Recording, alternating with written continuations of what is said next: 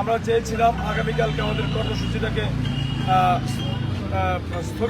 স্থগিত রাখার জন্য এবং পরবর্তী কর্মসূচি আমরা কালকে জানাতে চেয়েছিলাম, কিন্তু অত্যন্ত দুঃখের সাথে জানাচ্ছি আজকে বিডা অফিসে আমাদের প্রধান উপদেষ্টার বৈদেশিক উপদেষ্টা জনাব লুৎফি সিদ্দিকী, আমাদের বিডার চেয়ারম্যান জনাব আশিক চৌধুরী, প্রধান উপদেষ্টার রোহিঙ্গা বিষয়ক উপদেষ্টা খলিলুর রহমান এবং আরও অন্যান্য কর্মকর্তাগণ আমাদের নেগোসিয়েশন কমিটিকে প্রেশারাইজড করার জন্য, চাপ দেওয়ার জন্য ইতিমধ্যে বিডি অফিসে উপস্থিত হয়েছেন।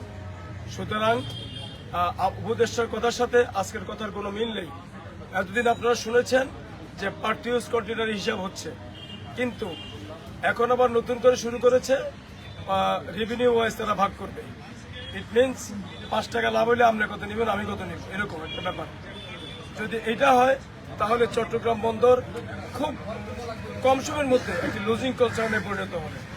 সুতরাং এটি আরো মারাত্মক আত্মঘাতী সিদ্ধান্ত হতে যাচ্ছে। আমরা এই অবস্থায় দেশের স্বার্থ বিবেচনা করে, চট্টগ্রাম বন্দরের স্বার্থ বিবেচনা করে আমরা এই কর্মসূচিকে আমরা প্রলম্বিত করব, এটাই আমাদের সিদ্ধান্ত।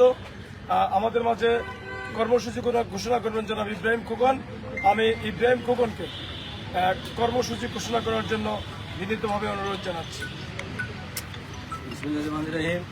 একটু জুবাইর ভাইয়ের দিকে তাকিয়ে সাংবাদিকবৃন্দ, আসসালামু আলাইকুম। আপনারা শুনছেন সরকার আজকে কি কাজগুলো করছে। ঢাকায় আমাদের কর্মকর্তাদেরকে আটকিয়ে রেখে জোর করে তাদের কাছ থেকে ফাইন নেওয়ার চেষ্টা করছে।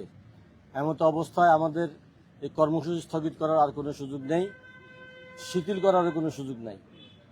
আমরা আলাপ আলোচনা করে চট্টগ্রাম বন্দর শ্রমিক কর্মচারী নেতারা এবং বন্দর অঞ্চলে ডকের যে সমস্ত নেতৃবৃন্দ আছেন সকলের সাথে কথাবার্তা বলে আমরা সিদ্ধান্ত নিয়েছি আমাদের এই কর্মসূচি অনির্দিষ্টকালের জন্য অব্যাহত থাকবে। আগামীকাল সকাল 8টা পর্যন্ত আজকের কর্মসূচি ছিল। পরবর্তী সিদ্ধান্ত না হওয়া পর্যন্ত আমাদের এই কর্মবিরতি চট্টগ্রাম বন্দরে চলবে।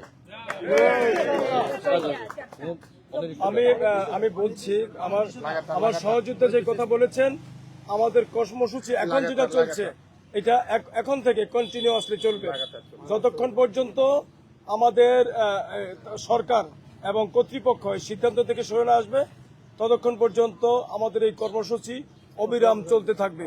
ধন্যবাদ।